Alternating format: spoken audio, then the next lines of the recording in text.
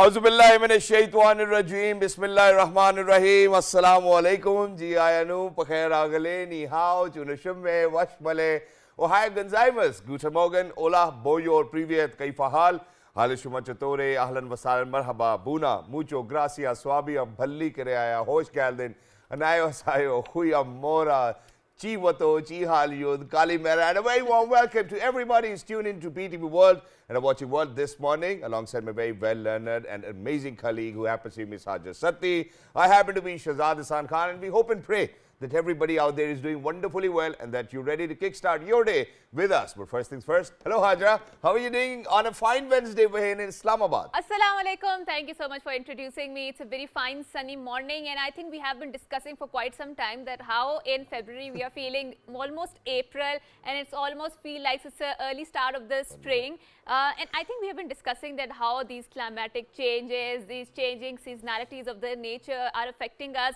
Although we feel that the weather is really nice and we are very comfortable here, but we also very much, a bit taken aback about what sort of the heat we are expecting in the coming days. But having said so, Shahzad, you've been to Lahore, and naturally Lahore's temperature is 2-3 degrees more than Islamabad, right?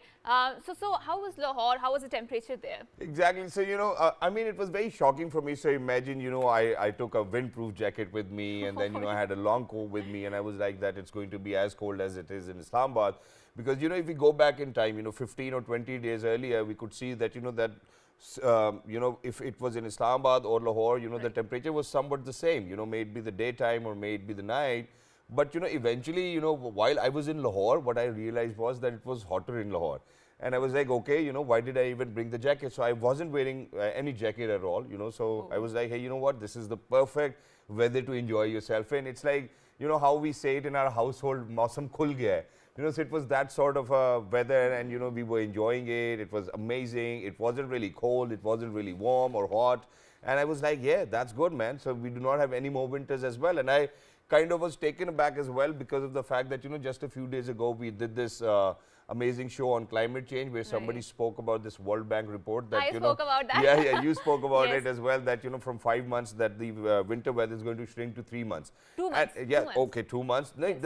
So the winter is going to shrink to 2 months, and we will have prolonged summers of 6 months. Exactly. So I don't know, because, this time around we haven't even experienced spring over here in Islamabad, and that was one of the things you used to enjoy in Islamabad. Right. So eventually what happened was that, because I was there to pick up my cousin, he was traveling, and which is why for all of our wonderful viewers that I wasn't able to be over here on the show on Monday or Tuesday, unfortunately. But now, ladies and gentlemen, when we came back to Islamabad, so as soon as we came back to Islamabad, we started to feel a little bit cold. And then my cousin, who's my elder brother as well, he started to saying that, I think I'm going to wear a hoodie now. And then later on, he wore a jacket. And exactly for me. And I was like, hey, you know what? Thank God, finally, we will have another 15, 20 more days of cold weather over in Islamabad, which actually was a relief. And there was a reason. Right. Because imagine when, the summer was ending, so we were getting into that colder zone as well. Right. My AC actually stopped working. Oh, okay. And I was like, okay, what's the point of getting it fixed now?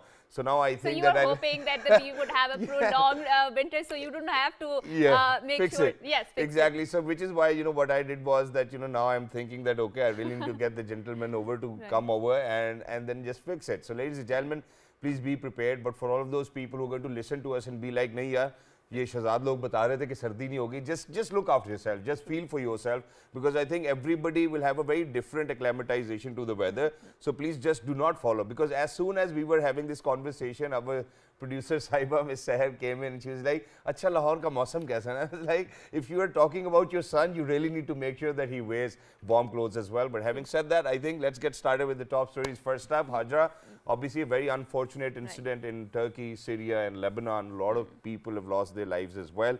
And ladies and gentlemen, speaking about it, Prime Minister Shahbaz Sharif has established a relief fund to help earthquake-hit people of Turkey and appealing to people of Pakistan, particularly the businessmen and philanthropists, to donate to the fund generously.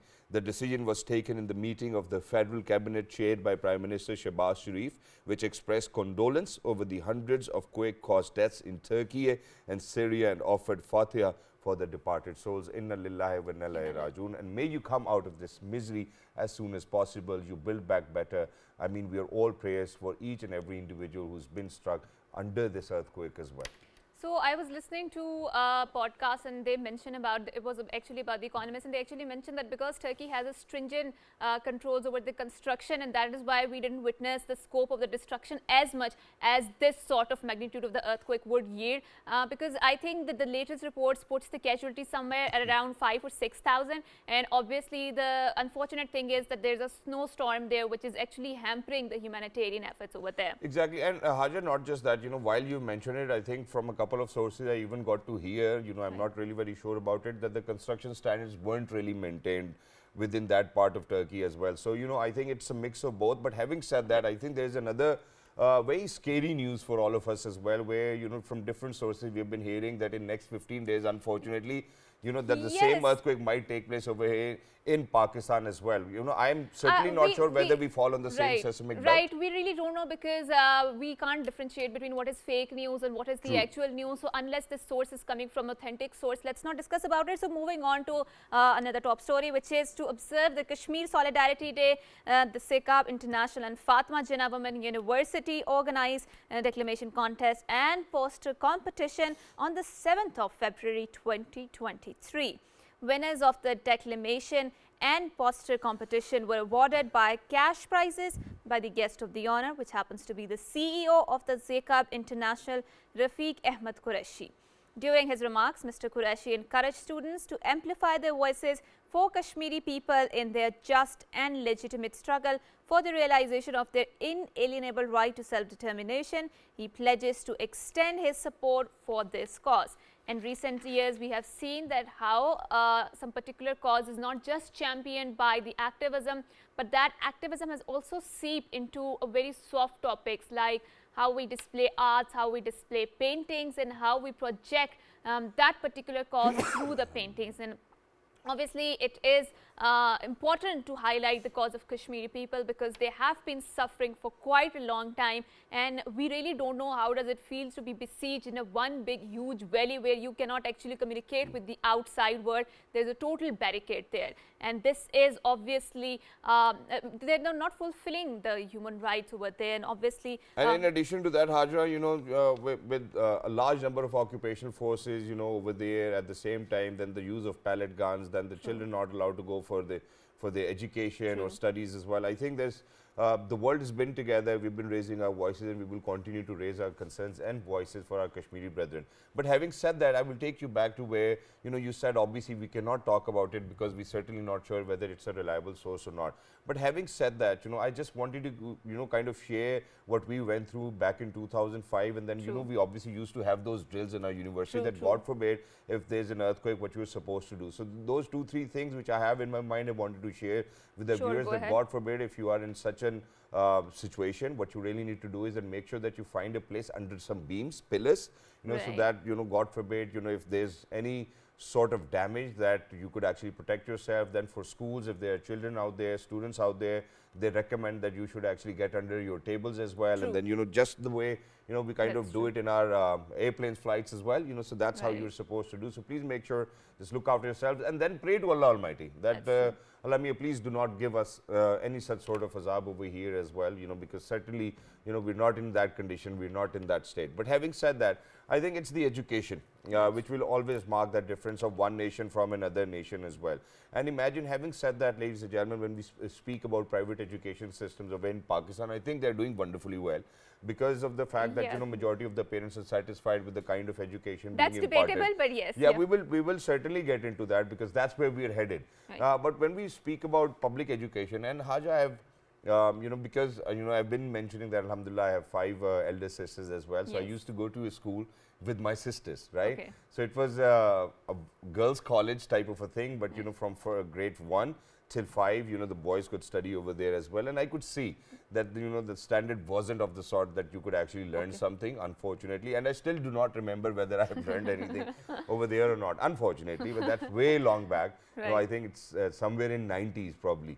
But having said that, when we speak about education, ladies and gentlemen, there are multiple challenges. So today we are actually going to focus precisely on public education sector, and then while we speak about it, we really need to kind of talk about children who are out of school. 22 million is the number. True. Not just that, when we speak about education, we need to talk about teacher trainings. We need to speak about, we need to give you examples from. And the gender disparity that it entails, because a lot of time what happens is that people prefer their boys to go to the schools because they feel that they should be their bread earners, and the girls should stay back, because there are a lot of reasons. Sometimes the accessibility is a big issue, sometimes the safe public space is a big issue. Obviously, we will deliberate upon that, but we would like to introduce a very worthy guest who happens to be an educationist and author, and he has authored 2 wonderful books. We're very glad that we have been joined by Javed Malik Saab. Assalamu alaikum, and thank you so much for coming to our show. Thank you for having me. Sir, it's an Wonderful. honor to have you over here, because you certainly have yourself worked on 50,000 or more schools, and you've made sure that they're going to impart quality education. But having said that, I think I would want to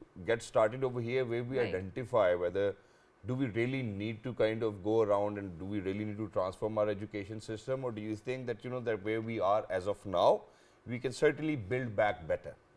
Thank you, Shahzad. Really honored to be here. I think the 2 things which you basically raised today, one is the climate change, other one is humanitarian crisis like Turkey is facing. I mean, at the top of what we need to transform the education the way it is, we also need to prepare it for these kind of, you know, shocks which we see, and after pandemic, increasingly it becomes even more important for us not only to service the existing system, but actually prepare it to absorb the shocks which we keep on facing. So that's the first point I want to make, because you basically raised both of them, and we may actually face similar kind of 2005 earthquake, or maybe a pandemic, or floods recently, which actually impacted, devastated over 22,000 schools in Pakistan alone. And you know, there's a lot of work which need to do even to kind of, you know, maintain the standards. So I mean, when we talk about transformation, the first thing is to be able to at least service whatever you have. Okay. And that is where I think we have a real crisis, because a lot of people ask us education reformers, oh, you have been working on this system for the last many years, why it is not transformed? The basic point is that, you know, to start with, you have to make sure that every year roughly 10 to 12% teachers, they get retired. And if you don't really rehire them, what happens after a few years, that you have a shortage of roughly, now in the system we have shortage of 200,000 teachers.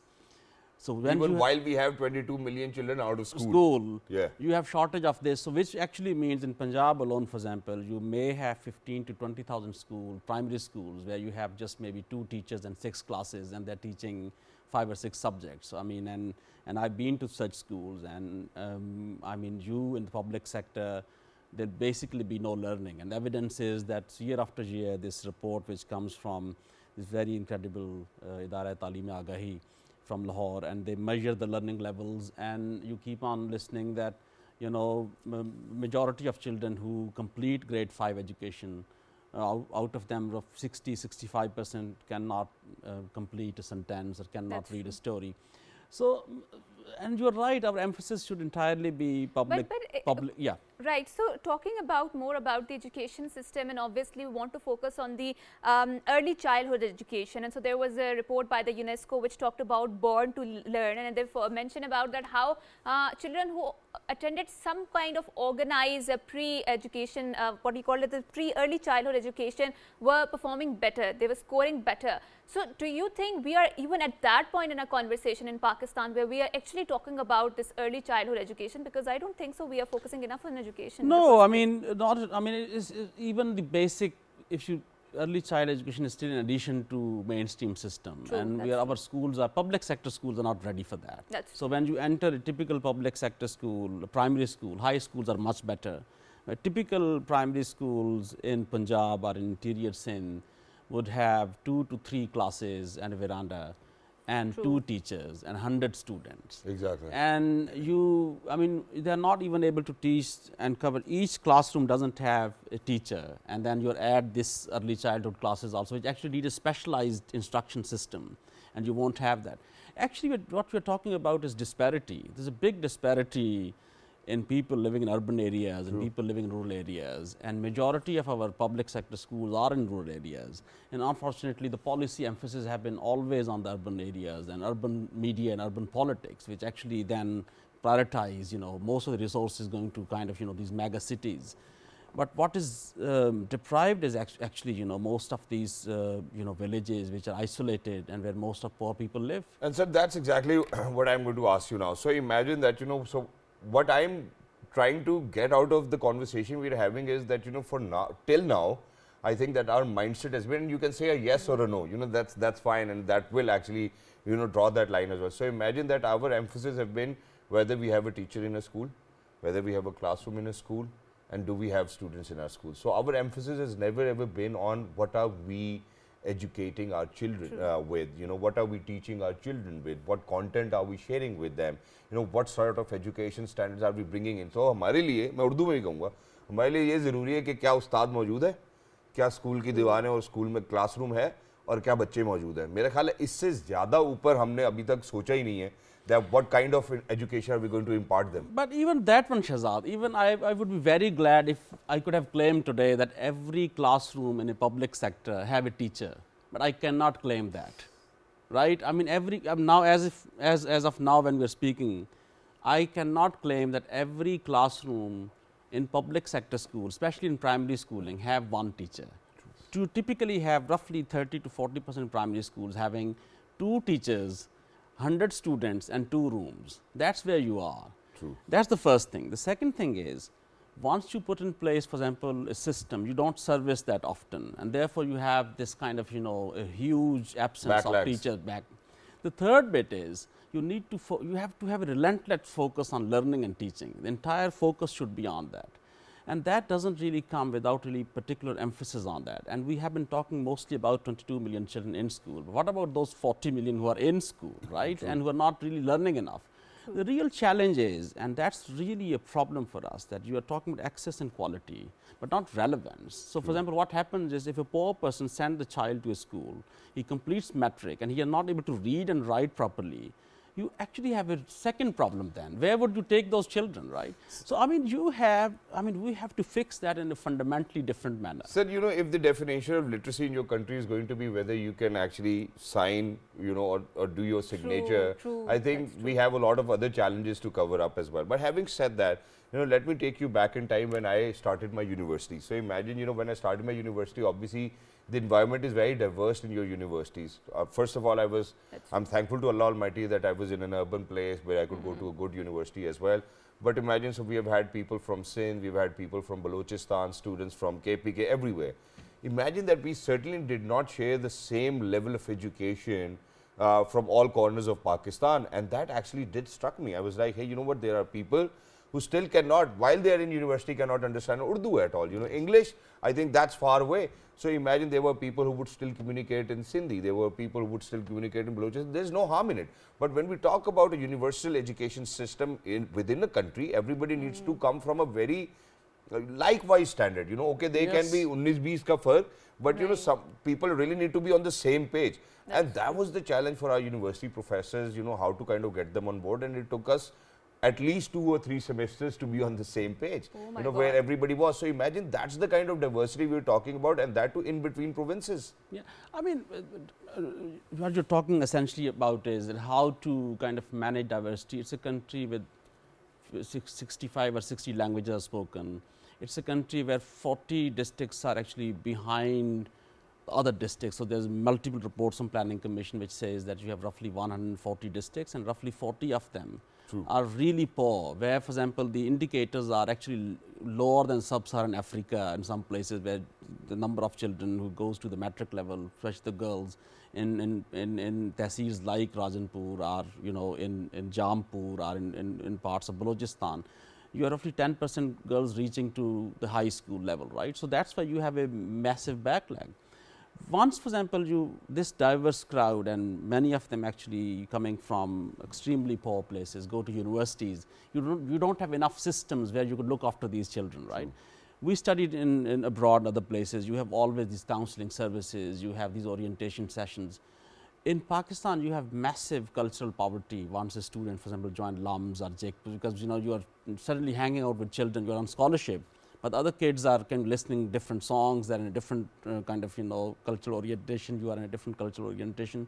And therefore, it becomes very important for us to kind of manage this kind of diversity, not only just in cultural backgrounds, but also in terms of gender, in terms of safeguarding, which we need to provide dignified. And diversity and inclusion also means that fostering accessible instructions for different group of people, because every student is a unique individual. He or she has its own sets of needs. Obviously, when we talk, Shahzad mentioned that people were coming from different backgrounds, from Sindh, Balochistan, KPK and whatnot. So obviously they were born and raised in a different environment. So, but when we left these unattended to the student needs, they develop very fractured sort of an academic identities. Where is Pakistan lying in terms of children with special needs?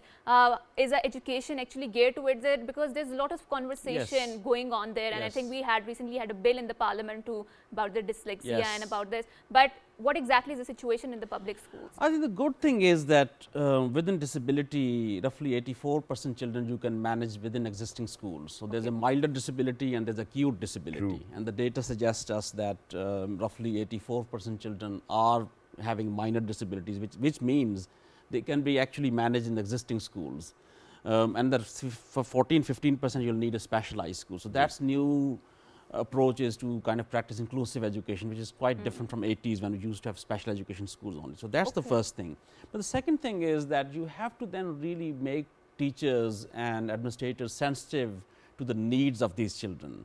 And I was talking to, for example, experts, and I also was fortunate to kind of start inclusive education in Punjab, and I was managing the education sector reforms. And I think the biggest challenge we had was that, most of we're not really sensitive that, for example, if somebody is not able to see properly, just by adjusting the chair from back to the front, it can actually change the entire thing for the chair. If somebody cannot hear, just able to kind of, tell him that, can you say it again, or, just more facilitation. And if you practice that inclusive behavior, the good point is that the children also learn that, and later on in life, for example, when they kind of meet people with special needs, they're able to kind of even smaller things like making classrooms accessible or having, for example, washrooms which are accessible. These things can only come when you kind of start admitting children to these kind of even mainstream schools. So therefore, the good thing is that you are able to fix the big part of the problem. The other disturbing problem is that, generally speaking, our culture doesn't really treat disability with respect and the way it should be. So, for example, if there is a child with special needs in a home, the culture is that you hide her or him in rooms and don't really bring to the drawing rooms and don't show it to the guests. Or, for example, if there's a restaurant where you have a special child, you don't bring them, and if they're there, we are not really very sensitive to, for example. So, I mean, people are very reluctant about it. Very reluctant. And sir, having said that, I think where you actually spoke about that, how it really needs to be inclusive. You've always been an advocate for that as well, where you said whether we have accessible washrooms or not. I think the first point is whether we have cleaner washrooms or not, because I still remember that women's college I used to go, for I think it was only for one class that I went over there. One of the major reasons that I would come back home and I would complain to my father or my mother was that, every child over there defecates on floor, and such was the affairs of that particular school over here in Islamabad. But having said that, now, sir, there's one more point before we actually head out towards a short break, and that is that, what I have seen and what I've witnessed is that, since now, alhamdulillah, my daughters go to school as well, and every now and then I'm in conversation with the teachers. I've seen that it's not the qualification of the teacher which matters. Because I think that, even within public institutions, I've seen that the teachers are equally qualified. It's not that there's I think it's about the teaching techniques that they have adopted, that actually kind of draws the line in between public education sector and then the private education sector. Would you agree on this? No, exactly. It's the inclusive behavior, and that really doesn't need a lot of kind of, degrees from, abroad. It's inclusive behavior. It's your ability to empathize. Yeah.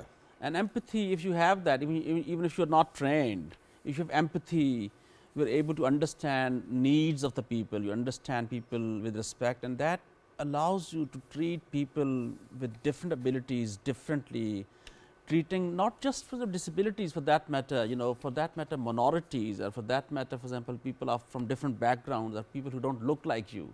all of these managing diversity and managing kind of, you know, should be. I think this also brings us back to a paradox, because these sort of things should be taught in the school. Like Shahzad mentioned about the problem of the washrooms, and the civic education should be taught in the school. So quickly before we wrap up our segment, sir, so you have authored 2 books. So would you like to briefly tell us about what are they about, and what is the topic of your books? One is about transforming education. One is, and I think the reason I wrote, for example, this book, this is in Urdu called Asatza, Bureaucracy or Siyasatdan. Okay. And the reason is that I was managing this 54,000 schools reform program in Punjab for 9 years, and I worked with the current Prime Minister also.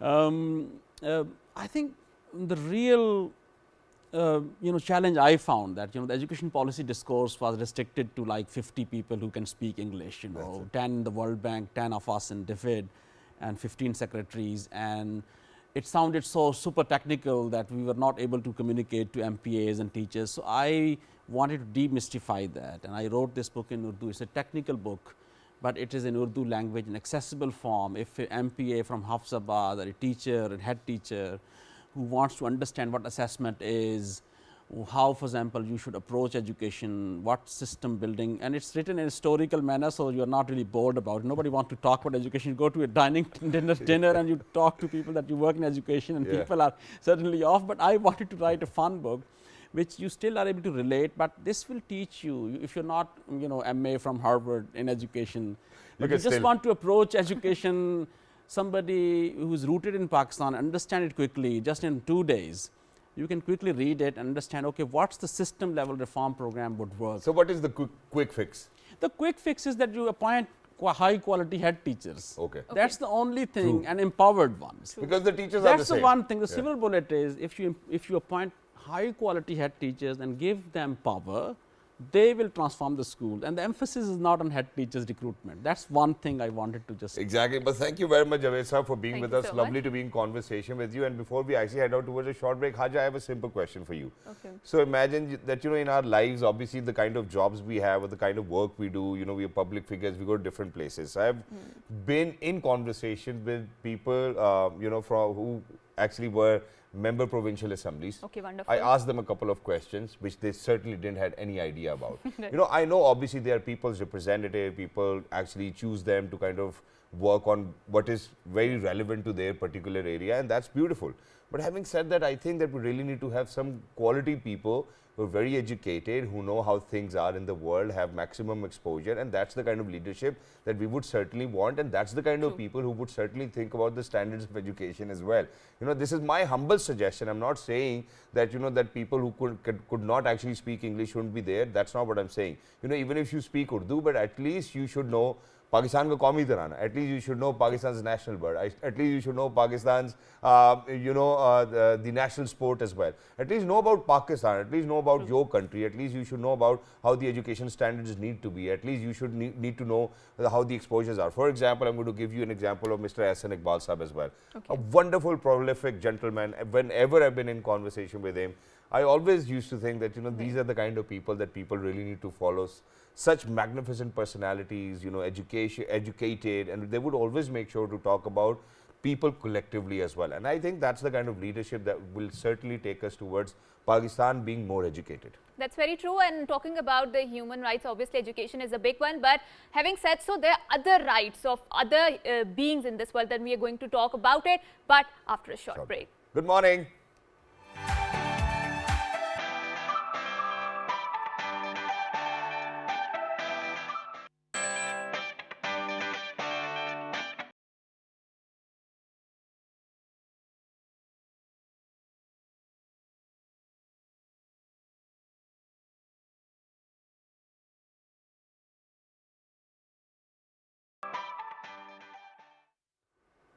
Welcome back, and obviously we are talking about the human rights, and before going on to the break, so we talked about that how we need to expand the definition of human rights, because obviously rights are not just bestowed on the humans, they are also bestowed on the animals. But we belong to a third world country, right, Shahzad, and we are a developing country, and we belong to a particular area where the human rights are not even fulfilled for the basic humans that are living here. So what to talk about the animal rights, but obviously there are many organizations in Pakistan who want to expand or evolve the definition of this human right, and they want to work on the animal rights, and obviously they might be facing this criticism that even basic rights are not met by the commoners or the masses there. So why are we talking even more about the animals? But Shahzad has, I think, an interesting point to share here, which he often makes in the I don't program. have an interesting point, but I think, you know, this is the correct analogy as well, where you actually kind of mentioned that, okay, obviously we are unable to fulfill, because we lived in a developing country, we are able to fulfill, you know, all of those human rights for people out there. And I think that most of the time, you know, that one gender which have been deprived of their human rights is usually men over here in our society, and that's debatable. That's not what I'm saying. But, you know, having said that, I think that, you know, women, children and animals, and I've been speaking about it, are loved unconditionally, no matter what happens. If you're very well aware, if you're educated, you would certainly make sure that, you know, that you would look after every other being as well. You know, when we speak about the flora and fauna, you know, at a larger scale, on a larger scale as well, you know, we people who've actually had some quality education, who were brought up, nurtured very wisely, made sure that they're going to be a complete humans, I think there's this element always. And I think even in our religion, we've been actually told that we certainly cannot be cruel to the animals out there as well. And having said that, I think when we speak about animals over here inside the country, obviously from Karachi till north, there are a lot of organizations which have been working, but not just for animals as well. At the same time, they've been working for the well-being, for the welfare of the people as well. And such is an example of CDRS as well. And ladies and gentlemen, we're lucky that we've actually been joined by somebody who happens to be Director of Media and Communications, CDRS. He's Mr. Salman Rafiq. Hello, sir. Assalamu alaikum. Good morning. How are you? I'm very well. Good morning and assalamu alaikum to you as well. Thank you so much for joining us. So Salman bhai, you know, earlier, you know, when I met him, because of, you know, when we used to do different events, he used to play drums for Mr. Atif Aslam as well, and all of those top leading bands, you know, but now all of a sudden, you know, he's changed the course of his actions as well, and now he's making sure that he's going to help people, animals, whatever comes his way. So just to kind of talk about briefly that, you know, that when we last talk about, you know, human welfare projects which were taking place under CDRS, let's talk about it a little in the first place, that, you know, what have you contributed and how have you contributed, and then we'll come down to support for CDRS Animal Welfare Project. Right, excellent. So obviously, I think the last time that we met, the last time I was at this show was close to about a year ago. Yeah. And a good part of that year, 2022, was... there was COVID, post-COVID, you know, all of those things. Absolutely. Not to mention the extremely devastating, unprecedentedly devastating floods of 2022. And that just devastated Pakistan, the entire country.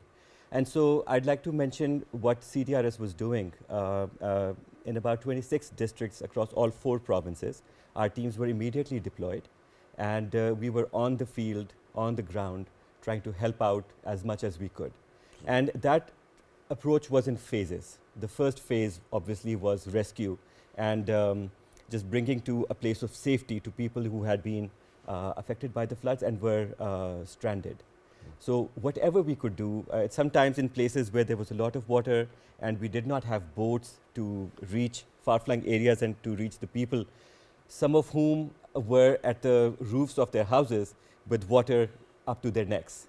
So we had to fashion things like charpais and put tractor tires, inflated tractor tires under them, and to take them out to get people, evacuate them to safety. Yeah. Absolutely, yeah. It's when you're out in the field, anything that you are able to do. Necessity is the mother of invention. It is indeed. So from that point of view, setting up community kitchens and doing medical camps and things of immediate need, rations, clean water. How many lives do you think CDRS might have touched? It's really hard to say, but it will have exceeded. Are we sharing the images as well? Right. So continue doing that. So we are talking now about the animals, right? And obviously you're working on the welfare of the animals, and we have seen that the stray animals, they're obviously a source of public concern and health safety, because a lot of time we often hear this discourse on the social media and on the news too, that how their rabies is being spread by the dog bites and stuff like that. So protecting those animals out on the streets which are unhomed, which are stray, what is the challenges that you face in your organization? The first challenge is actually a lack of understanding as to what it is that has given rise to this problem. So quite clearly we have an overpopulation of stray animals within the country. And we have to understand that these are not wild animals. Dogs, cats, horses, donkeys horses and donkeys are actually service animals. True. And dogs and cats are domesticated. True. Dogs may have come from wolves, but they are domesticated. And for us to turn them out onto the streets has given rise to them reproducing and, you know, multiplying, and then they're not cared for. They become scavengers, obviously, and then because they are prone to diseases, rabies, as you mentioned rightly, is one of them. And then it's either people mistreating them. True, that's true. Or, you know, rabid dogs obviously are, they have behavioral issues, and then they are known to bite children. What we need to realize is that the answer to that is not to kill, shoot, poison these animals. Okay. But one of the ways that we are tackling this, which is a tried and tested mechanism, which has been tried by Turkey over 20 years, and they've curtailed the problem. True. And speaking about Turkey brings us to the Cat devastating earthquake that has happened there. Our best wishes and condolences to those who lost their lives. But TNVR, which is trap, neuter, vaccinate, and release. That's the mechanism by which I think we can solve the problem in an Islamically permissible, ecologically sound, and effective mechanism. So what we do is we take an area, we bring all the dogs to our facility and spay them if they're female or neuter them if they're male, and take them back to what they know of as home. Because you see, if you supplant dogs from a territory, dogs from neighboring territories will come and try to aggressively establish their territory. Exactly. Which gives rise to that problem of biting. And once neutered animals are brought back to their place, they become docile. They're not aggressive, and they're not diseased. Because when we had brought them into our system, so deworming, injections, if there was a precondition that we would treat them for. I think it's wonderful, Salman bhai, but you know, while we were speaking about it as well, you know, so TBR, I think that's a wonderful concept. But having said that, I think I would want to kind of address the issue of releasing again. So imagine that, God forbid, you know, if one day the government thinks that, okay, you know, that the population is actually increasing and we certainly need to get rid of this problem, I think what they'll do is that they'll shoot the dogs as well. So don't you think that, you know, for all of that medication which has been given to that particular animal, you know, you've trapped them, you've vaccinated them, and now you've released them, they will still be vulnerable, because that will certainly not fulfill the goal CDR has had, because your goal is that they have the right to live and they should live whenever, you know, Allah wants, till the time Allah wants them to live, right? So God forbid if you're going to release them just because you might not have that facility for now to kind of look after them, you know, that's a question too if you want to kind of speak about it. But don't you think it will make them more vulnerable, and one day if the government thinks about it that the population is too high, because nobody's going to think whether they are aggressive, whether they are docile, whether they are not. You know, they'll be like, okay ji, hukam aa gaya, maro ji. And we've seen this sort of behavior in a lot of posh societies too, where they've actually killed the dogs. So how do you engage those societies and make sure that they have the humanized approach to tackling this problem of you know, animal welfare? Absolutely. I think this is a very, very valid question and very astutely put. I think there's a multi-pronged approach to the solution. Okay. One thing, of course, is like developing an understanding, not only with people of different communities, different areas, but also with the government, and that is something that we have been doing with the government departments, with the administrations, CDA and LDA, the DC office and everything. So we have been trying to institute this mechanism in place of the shooting poisoning mechanism. Okay. That's one thing. The other thing is that any animal that has been through our system needs to be tagged or needs to be very visually, you know, they should look like a dog that has been treated. And that information has to be passed on to people beforehand. If you see dogs like that, they have been treated. Are you chipping those dogs? You know, you know, just like we get that chip, you know, in a dog collar as well, just, you know, when we speak about a pedigree dog. Right. So it's an idea that is under the works. Okay. But there are different things. First of all, I think that there is still some time before we can institute something like that in place, because it costs a lot also. Okay. And right now our focus is on trying to treat as many animals as possible. Okay. And our the number of animals that we are able to look after would significantly decrease if. Yeah, and there was a reason why I asked you this question, because you did mention about CDA and LDA, which means that, that the project is in Lahore too as well, it's in Islamabad as well. So imagine that whenever, and you spoke about how, you've always been in collaboration with the DC office. So what we can do is, or probably the DC office can do, is that probably all they would need is a scanner, and God forbid if they are on such a drive where they really need to get rid of all of those dogs or probably other animals who can actually be harmful towards humans, all they would need to do is trap, scan, and if they're scanned, that okay, and if they get the verification that okay, the dog has actually been vaccinated or dewormed or whatsoever, they can release the dog again. Yeah, I think that's a great idea. Yeah. We are still a little ways away from it. Obviously, it's costly. It is costly. Yeah. But hopefully, with more support and through your platform, through your show, I've actually it's made a big difference. The last time we were here, a number of people came in our support, and thank you very much for that. And we would certainly want to do it again as well, so please go ahead, look into the camera, talk to people, to all of your donors, thank them, say whatever you want to say to them.